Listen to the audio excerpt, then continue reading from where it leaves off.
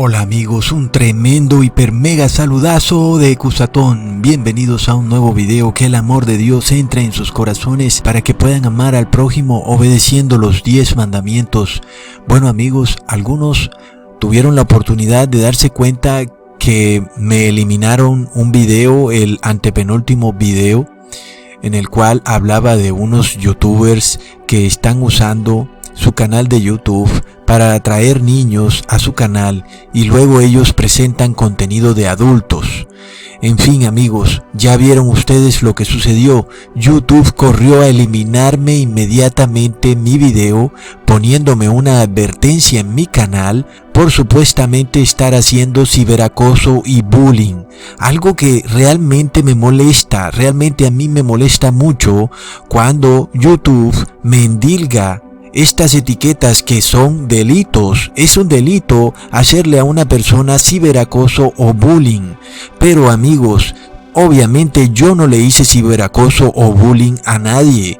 Pero así está el mundo está al revés y YouTube hace lo que se le dé la gana acorde a lo que más le convenga. Sin embargo amigos, aún hubieron algunas personas que les pareció que mi video fue demasiado directo, lo cual también me parece increíble. Es decir, ¿cómo le puedes llamar a un ladrón? ¿Puedes acaso llamarlo de otra manera que no sea ladrón? Es decir, cuando tú haces algo que claramente está violando la ley, eso solo tiene un nombre amigos, y no hay otro nombre ni hay una manera más diplomática de decir las cosas.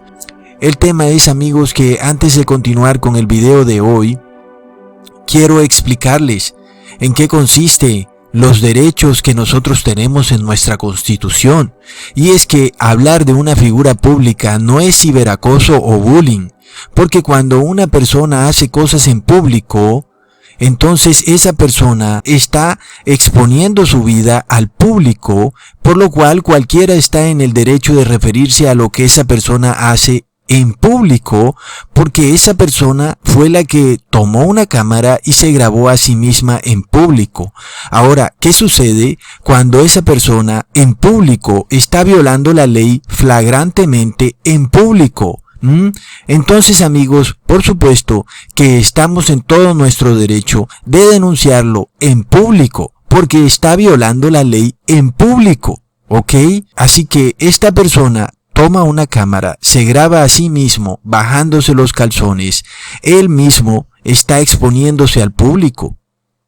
Entonces no hay ciberacoso, no hay bullying, porque esta persona está escogiendo violar la ley en público, por lo cual eso me da a mí el derecho de recriminarlo en público.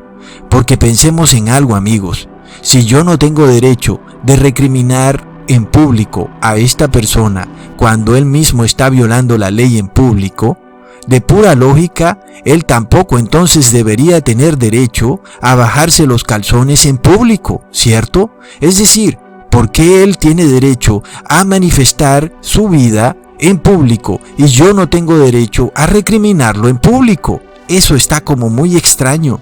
Si alguien quiere decir algo en público, debe estar prevenido de que otra persona lo va a refutar en público. De otra manera, mejor no te grabes y andes publicando tus videos para que todo el mundo los vea. Si tú haces un video con la intención de que todo el mundo lo vea, es porque estás claramente dispuesto a escuchar las críticas de las personas. Pero ¿qué sucede cuando esa crítica da justo en el blanco, amigos? Y de repente se ofenden ciertas personas poderosas. Pero amigos, sabemos que tenemos derechos civiles, pero infortunadamente la juventud de hoy en día no tiene ni idea que tienen derechos civiles. Ellos solo les importa tener un celular y estar descargando apps de su App Store. Sin embargo amigos, nuestra Constitución nos garantiza la libertad de expresión. ¿Cuál es la diferencia entre ciberacoso, bullying o libertad de expresión, amigos? Por supuesto que si yo uso este medio, este canal de YouTube, para estar ventilando lo que una persona hace en privado, eso es ciberacoso, eso es bullying. Pero cuando yo estoy repudiando un acto que otra persona hizo en público, más y cuando esa persona tuvo 7 millones de vistas y mi video apenas tiene 3,000 vistas, Eso también es muy ilógico, porque por supuesto no tiene comparación la cantidad de vistas que esa persona tuvo en su video con la cantidad de vistas que yo tengo en mi video. ¿Cómo puedo yo estar haciendo ciberacoso o bullying? Pero así están las cosas, amigos. Por supuesto que cuando alguien actúa en privado, yo solo puedo recriminarlo en privado, es decir, de persona a persona, porque esa persona actúa en su ámbito privado. Pero si a esa persona se le da por ventilar su vida públicamente ante 7 millones de personas, entonces, ¿por qué yo no puedo recriminarlo y criticarlo ante 3.000 personas? Plop. Sí, amigos, ya sabemos cómo están las cosas. Estamos ante la Inquisición del siglo XXI. Es el gran problema de querer una república fascista, legislada por redes sociales. ¡Qué locura! ¿A quién se le podría ocurrir que el futuro iba a terminar en esto?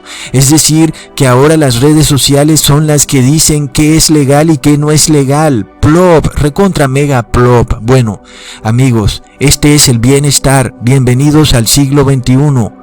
Pero bueno, amigos, algunos han escuchado el llamado y otros realmente siguen cruzados en sus casas, en su sofá, y ya ven las cosas que suceden. Esto es serio, ¿ok? Porque ya vemos lo que hay detrás. Hay mucho dinerillo y hay mucho poder. Es cierto, pero finalmente, amigos, nosotros tenemos nuestra mirada hacia adelante, esperando las bodas del Cordero, las cuales no demoran.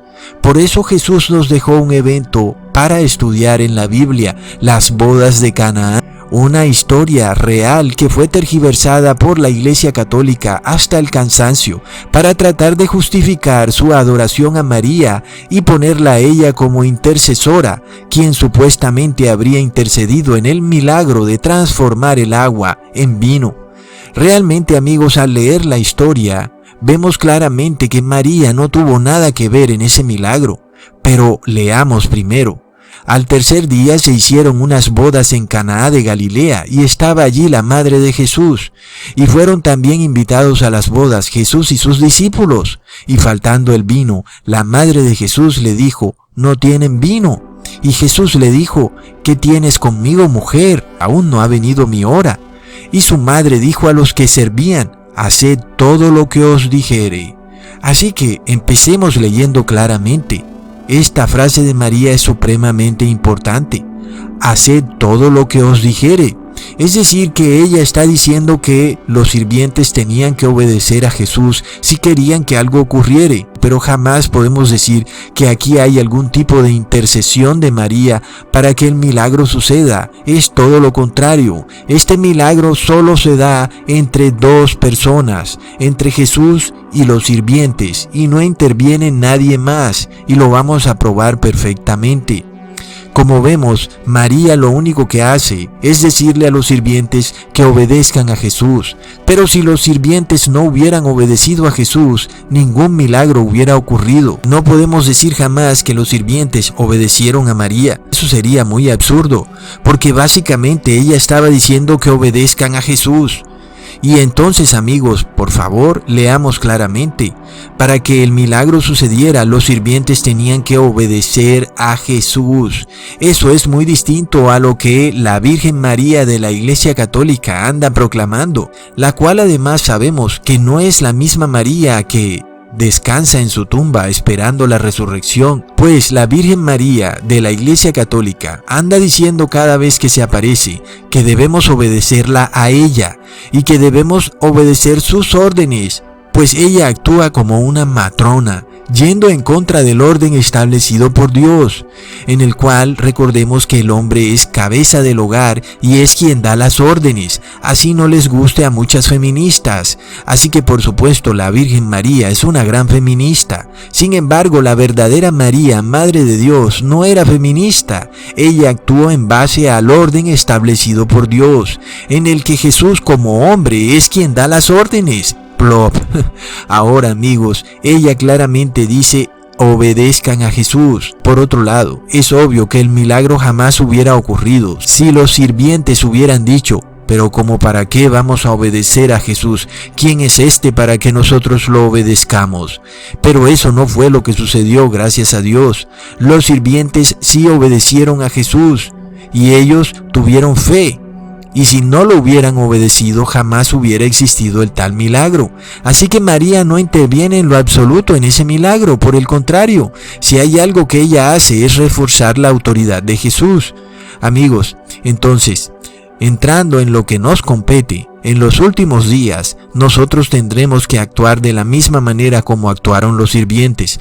Tendremos que obedecer a Jesús en todo. De lo contrario, jamás ocurrirá este gran milagro de salvarnos de lo que muy pronto viene al mundo y de que podamos cruzar esta gran tribulación que viene y podamos recibirlo a Él en los aires. Pero amigos, leamos de nuevo en el versículo 6. Y estaban allí 6 tinajas de piedra para agua, conforme al rito de la purificación de los judíos, en cada una de las cuales cabían 2 o 3 cántaros. Y Jesús les dijo: llenad estas tinajas de agua, y ellos las llenaron hasta arriba. Amigos, claramente los sirvientes ni siquiera dijeron como: oye, ¿por qué vamos a llenarlas de agua si lo que están pidiendo es vino? Los sirvientes actuaron inmediatamente por fe. Pero esta historia nos revela algo. Esas tinajas eran usadas para la purificación de los judíos. Y aunque nosotros hoy en día no miramos a los ritos de la nación de Israel para salvarnos, sabemos que sí debemos purificarnos, tanto en espíritu como en cuerpo. Y no estamos hablando de andar lavándonos nuestro cuerpo como hacían los judíos, sino que hablamos de una purificación interna. Y es entonces cuando entendemos que para tener fe en Jesús debemos purificarnos y debemos obedecer a Jesús. Y estas cosas, vemos, están ligadas a la fe. Al contrario de lo que los evangélicos dicen, para ellos la fe es una emoción, la cual los hace bailar en sus congregaciones. Para nosotros, sin embargo, la fe es una fuerza que cobra vida gracias a la obediencia y a la purificación. Para nosotros, la purificación es nuestro bautismo, pero no es un bautismo en ritos y ceremonias sin sentido que hacen las personas en iglesias, tirándose a ríos y a lagos, tratando de limpiar su carne por fuera, sino, amigos, que nosotros tenemos un bautismo en el cual nos lavamos y limpiamos internamente, tanto en espíritu como en carne. Amigos, aunque Jesús es quien nos bautiza con el Espíritu Santo, el bautismo no es una ceremonia express en la que vamos en un paseo de iglesia y compartimos con nuestros compañeros en algún río o lago. No, el bautismo es un proceso en el que debemos tomar la decisión de empezar a purificar y a limpiarnos y a lavarnos de todo pecado. Esta es una decisión que debemos tomar y debemos finalizar el proceso del bautismo. Luego, amigos, al estar purificados, obedecemos a Jesús en todo y vivimos nuestra vida como Él la vivió. Por tanto, amigos, y como ya también les he explicado, no podemos purificar el espíritu sin purificar el cuerpo y viceversa. Debemos purificar nuestro cuerpo, sacando toda la sangre de animales inocentes, sacrificados inmoralmente, que hemos ingerido a través de comer carne. Limpiar el ADN de todo animal que hemos consumido, porque recordemos que en la sangre está la vida. Si en nuestro organismo hay ADN animal, amigos, tenemos que liberarnos de esto, purificar nuestra sangre, porque, amigos, recordemos que en la sangre está la vida. Pero no quiere decir que al purificar nuestra sangre hemos purificado nuestro espíritu, no. También debemos purificar nuestro espíritu, porque lo uno sin lo otro no es posible. Entonces, amigos, las condiciones para que este milagro ocurriera son purificar, obedecer y tener fe. Estos representan las 6 tinajas conforme a la purificación de los judíos, amigos, siendo el número 6 el número del hombre, el número de la humanidad. La humanidad que quiera salvarse debe purificarse, obedecer a Jesús y tener fe. Pero sabemos que la humanidad no está dispuesta a hacer eso, pero nosotros sí. Y si nosotros queremos ser restaurados, tenemos que revertir todo lo que hemos hecho mal en el pasado, física y espiritualmente, por lo cual leemos en el versículo 8, entonces les dijo, sacad ahora y llevadlo al maestresala, y se lo llevaron. Y cuando el maestresala probó el agua hecha vino, sin saber él de dónde era, aunque lo sabían los sirvientes que habían sacado el agua, llamó al esposo y le dijo: todo hombre sirve primero el buen vino, y cuando ya han bebido mucho, entonces el inferior, mas tú has reservado el buen vino hasta ahora. Como vemos, amigos, el maestresala no sabía que el vino que probaba hasta hace pocos segundos era solo agua, pero los sirvientes sí lo sabían. De nuevo, amigos, miramos por qué este milagro solo pudo ocurrir gracias a la humildad de los sirvientes. Es decir, eran personas humildes, amigos. Ustedes se imaginan a un doctor diciéndole a Jesús: pero Jesús, ¿qué te pasa? Están pidiendo vino en la reunión, no agua. ¿Acaso no escuchaste? ¿Te volviste loco? ¿Me estás pidiendo que llene estas vasijas de agua cuando el maestresala está pidiendo vino, Jesús? ¿Acaso eres loco? Y así son muchos religiosos fanáticos de hoy en día. Ellos simplemente no pueden escuchar algo que no sea de acuerdo a sus conceptos preconcebidos. Y amigos, es lo mismo que ellos hubieran dicho si los pondrían en la misma situación. Jesús, ¿acaso no ves que los invitados quieren es vino? Y es el vino el que se acabó. Ellos no están pidiendo agua. Es decir, esta gente es soberbia, y Jesús no podía tener gente soberbia, por lo cual vemos claramente que el que es desobediente es soberbio. El que no obedece los 10 mandamientos es soberbio. El que no obedece todo estatuto, decreto y derecho de Dios es soberbio, y este no puede tener fe. Entonces, amigos, estas personas que creen saberlo todo y que se sienten muy emperifolladas por su conocimiento, al final de cuentas son desobedientes. Esto es lo mismo que ocurría con los fariseos, y aún es lo mismo que ocurre con los supuestos líderes religiosos de hoy en día. Sin embargo, amigos, los sirvientes ni siquiera preguntaron. Ellos simplemente obedecieron. Su obediencia fue ciega y absoluta a Jesús. Y de nuevo, amigos, confirmamos claramente que la fe está totalmente ligada a la obediencia. Por lo cual, amigos, grábense esto claramente: sin la obediencia no hay fe, y sin fe no hay obediencia. Son dos puntos que deben quedar muy claros en tu mente. Cuando tú escuches que estamos bajo el pacto de la fe y que por tanto no tenemos que obedecer los 10 mandamientos, sabe bien que estás ante uno de esos fanáticos religiosos que no obedecen, y por tanto son como esos doctores, esos maestresala que jamás hubieran obedecido a Jesús en llenar las tinajas con agua. Son loquitos que andan diciendo que estamos bajo la gracia y que por tal motivo no hay que obedecer los 10 mandamientos. Estos son los modernos doctores de la ley, porque esta ley es la que dice que ya no hay que obedecer la ley. Plop, está así. Bueno, estos no tienen ni idea qué es lo que significa tener fe.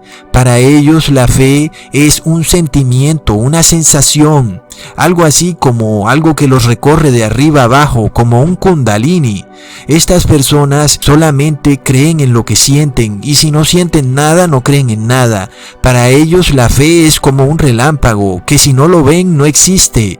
Así ocurre, amigos. Son personas que finalmente no quieren obedecer a nada ni a nadie. Por tanto, ellos usan rituales sin sentido, que jamás purifican nada. Tirarse en un lago o en un río hoy en día puede ser hasta peligroso, amigos. Es que si te pones a pensar, inclusive meterte al mar es muy peligroso hoy en día. Por lo cual, ¿cómo podemos purificarnos en aguas que están putrefactas? Apenas piensa en eso. ¿Acaso Jesús no sabía que en el fin del mundo las personas tendrían dificultad en bautizarse en ríos y lagos porque todos los ríos y lagos estarían contaminados? Por supuesto que Jesús sabía de estas cosas, amigos. Entonces, ¿cómo es que Jesús nos va a mandar a meternos a un río que está putrefacto para supuestamente salvarnos? Eso no tiene ninguna lógica, porque nuestro Señor Jesús lo sabe todo. Es así, amigos, como tenemos que entender que nuestro bautismo no es un ritual o una ceremonia. Estos doctores de la ley que simplemente son magos de Egipto, infiltrados en la cristiandad, que hacen señales y maravillas en sus iglesias, mientras que el populacho feliz baila como unos bebés, al cual el sonido del sonajero los enloquece. Estos pseudo pastores son como cajitas de música que hipnotizan a niños. Amigos, sin embargo yo creo que ya pasamos esa etapa. Nosotros ya no somos tontos para dejarnos engañar por estos pseudo líderes religiosos. Sabemos que a ellos les gusta el dinerillo, tienen convenios con el Estado y ni siquiera necesitan del diezmo porque el Estado les paga. Algunos inclusive reciben protección especial del Estado y hasta carros blindados. Es una locura, amigos, pero es tema para otro video. Sin embargo, amigos, sabemos que ellos no obedecen a Dios, y el que no obedece a Dios obedece al demonio, y la unción que estas personas reciben es el Pentecostés negro, es decir, la unción del demonio. Amigos, alguien decía que por qué yo no hablo de una manera más diplomática, por qué no digo las cosas de una manera un poco más liviana, pero ¿qué pasa? Si yo encuentro a un ladrón, ¿pretendes que no diga que está robando? ¿O cómo quieres que le diga? ¿Quieres que le diga, oye, buen muchacho, ¿podrías tú dejar de coger lo que es ajeno? Al final de cuentas está robando y punto. Entonces, no podemos llamar a un borracho como una persona sobria que está pasada de tragos, porque amigos, a las cosas hay que llamarlas por su nombre. Si estás borracho, estás borracho. Entonces, lo que sucede es que con algunas personas no hay lado, porque simplemente cuando los redarguyes del pecado se ofenden. Eso les molesta, y es que, como ya sabemos, cuando Jesús entró a la sinagoga, muchos estaban endemoniados y muchos se molestaron. Y ahí entonces, amigos, entendemos que aquellos que están poseídos por el demonio se van a molestar. No hay manera de evitar esto, y es lo que viene para todos los cristianos que estamos bajo la fe, la obediencia y la purificación.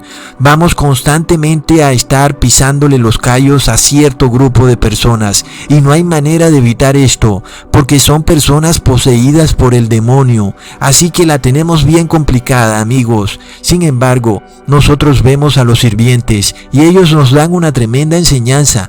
Muchos cristianos quieren tener fe y no quieren obedecer, y otros obedecen sin tener fe. Los sirvientes actuaron al oír la palabra de Jesús, y muchos tenemos la palabra de Jesús en nuestras casas y no queremos actuar acorde a ella. Queremos escuchar que Jesús nos hable directamente desde el cielo, cuando ya tenemos su palabra en nuestra casa, en la Biblia. Por lo cual, amigos, estamos en el fin de los tiempos. Hay personas que realmente son cabeza dura, y vemos que los que se quieran salvar deben obedecer y actuar acorde a la palabra de Jesús. Algunos inclusive inventan todo tipo de doctrinas locas, inclusive que el diezmo ya no es válido en el Nuevo Testamento. Plop, búscame un versículo donde Jesús diga que el diezmo fue abolido, y yo borraré este video. Ahora, amigos, si tú lo que estás es obedeciendo a tu pastorcillo o líder religioso, plop, lo lamento mucho por ti. Sin embargo, amigos, los que queremos tener fe, vamos a obedecer a Jesús y a purificarnos, porque estas cosas están totalmente ligadas. Ahora, leamos en Hechos capítulo 15, versículo 9. Y ninguna diferencia hizo entre nosotros y ellos, purificando con la fe sus corazones.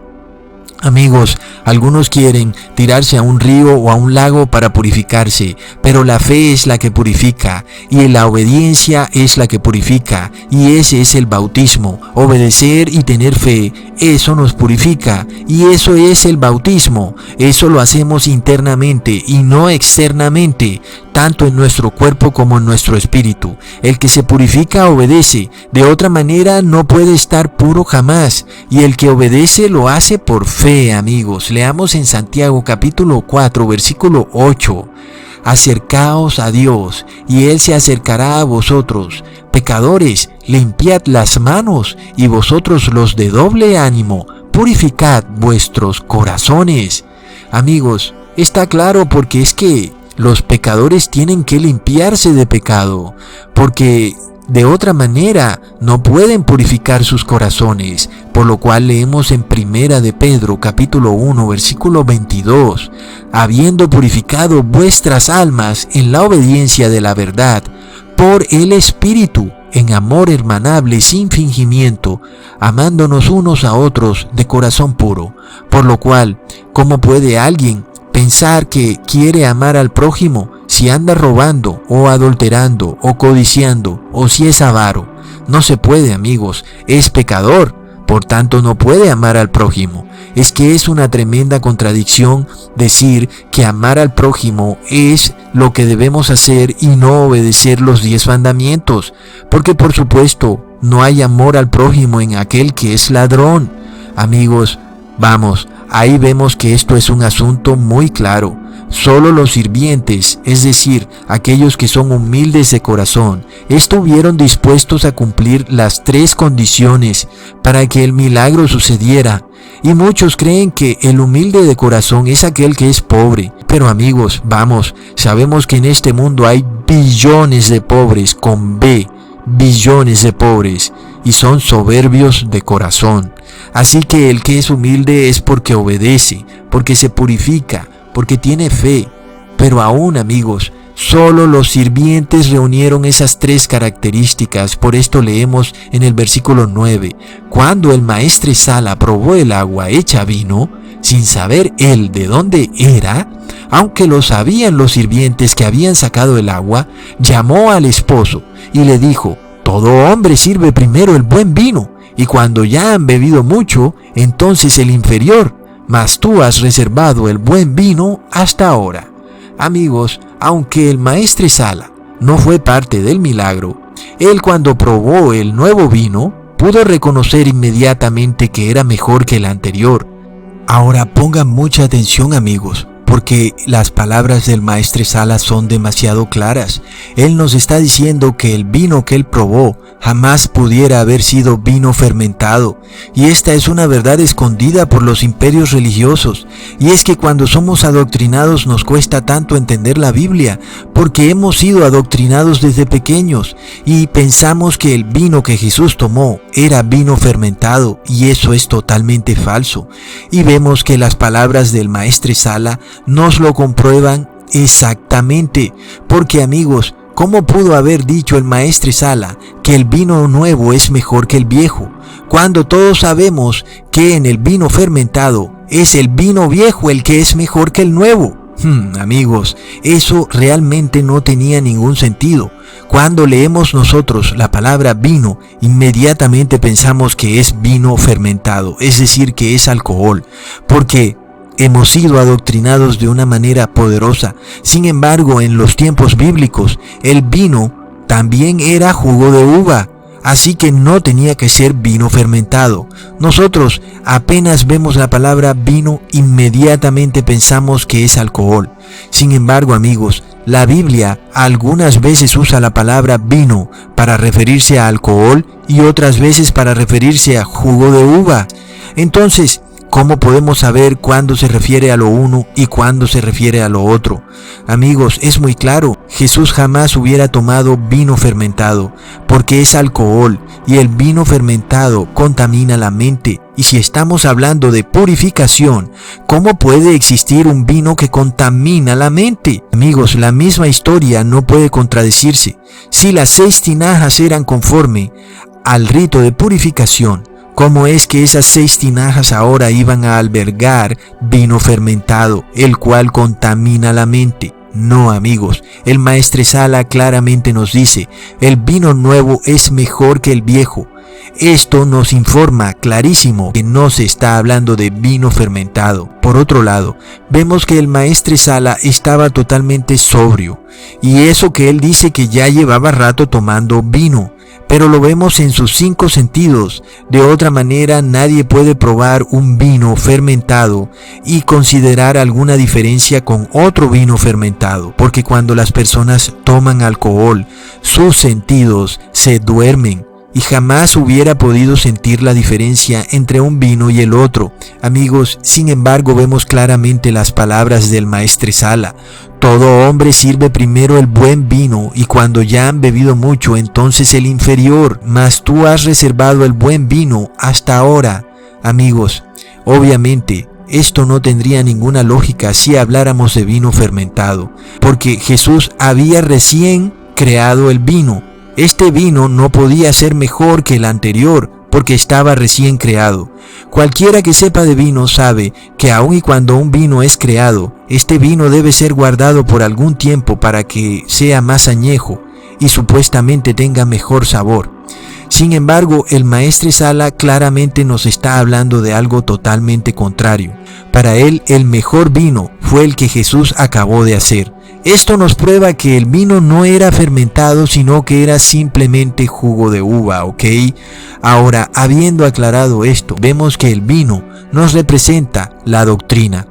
El viejo vino es el viejo pacto, la vieja doctrina, y el nuevo vino es el nuevo pacto, la nueva doctrina. Y algunos se llenan tanto de una bebida que cuando les van a ofrecer otra bebida ya no pueden tolerarla, porque están demasiado llenos. A estos yo los llamo fanáticos religiosos. Son personas que están tan atiborradas en sus doctrinas que no pueden escuchar una nueva doctrina. Generalmente son personas mayores de edad, pero también hay personas jóvenes que han caído en este problema. Sin embargo, amigos, aquí vemos este ejemplo del que nos habla el profeta Joel en el capítulo 3, versículo 13, identificando al hombre como una cuba, es decir, como un barril donde se echa vino, un barril donde se llenó tanto de vino que ya no hay espacio para un nuevo vino. Y esperemos que nosotros no seamos así y que siempre tengamos espacio para un nuevo vino, amigos, porque la mente que se cierra a nuevas revelaciones realmente es una persona dogmática, y esas personas están repletas de vino viejo y no pueden recibir el nuevo vino, la sana doctrina. El Maestresala, por tanto, profetiza que el viejo pacto, aunque era bueno, no es tan bueno como el nuevo pacto, el cual es aún mejor que el anterior, de lo cual nos habla el apóstol Pablo en Hebreos capítulo 8. Porque todo sumo sacerdote está constituido para presentar ofrendas y sacrificios, por lo cual es necesario que también éste tenga algo que ofrecer. Así que si estuviese sobre la tierra, ni siquiera sería sacerdote, habiendo aún sacerdotes que representan las ofrendas según la ley, los cuales sirven a lo que es figura y sombra de las cosas celestiales, como se lo advirtió a Moisés cuando iba a erigir el tabernáculo, diciéndole: mira, haz todas las cosas conforme al modelo que se te ha mostrado en el monte. Pero ahora, tanto mejor ministerio es el suyo, es decir, el de Jesús, cuanto es mediador de un mejor pacto, establecido sobre mejores promesas. Porque si aquel primero hubiera sido perfecto, ciertamente no se hubiera procurado lugar para el segundo. Así que, amigos, más loco fuéramos nosotros si probando vino nuevo nos volviéramos al viejo, como hacen algunos que quieren andar enrollados en sábanas siguiendo ritos, celebrando días, buscando salvarse a través de ceremonias y rituales. Peor, otros tienen una religión que es muy parecida al viejo pacto, con sacerdotes, con rituales, con ceremonias, con comidas y bebidas, con bautizos en agua, cosas que no hay que hacer ya, porque ni siquiera son del viejo pacto, ni tampoco mucho menos amigos del nuevo. Peor aún, otros han tergiversado el nuevo pacto de una manera tan increíble que dicen que porque están bajo la gracia, ahora pueden pecar todo lo que quieran y que pueden comer todos los animales que quieran. Amigos, estas personas están bebiendo un vino fermentado, una doctrina torcida, y nosotros los podemos reconocer fácilmente porque no se están purificando, no quieren limpiar ni su cuerpo ni su espíritu de toda maldad, no quieren obedecer la palabra, por lo cual no tienen fe. Por esto vemos que no son hijos de la fe, de lo cual nos habló el apóstol Pablo declarando que solo los hijos de la fe se salvarán, no los hijos de la carne. Y ya sabemos quiénes son los hijos de la fe. Son los que se purifican y obedecen, amigos. Por lo cual, nadie se salvará en grupo, ni por la raza, ni por donde nazca, ni por la nación a la cual pertenezca, ni porque sea de tal o cual iglesia, ni porque sus padres hayan nacido en Israel. No, amigos, la salvación es totalmente individual y solo para aquellos que tengan fe, la fe de Jesucristo. ¿Y qué es la fe? Es la obediencia y la purificación. Así que, amigos, nosotros debemos ser como los sirvientes, y esta doctrina que les predica Ecusatón es para que llegue a los maestres sala del mundo. Algunos la recibirán, si no es que estén borrachos y estén atiborrados, Dios no lo quiera, y ya estén llenos de un vino fermentado y ya no puedan recibir el nuevo vino, el nuevo pacto, la nueva sana doctrina. Hasta pronto, amigos.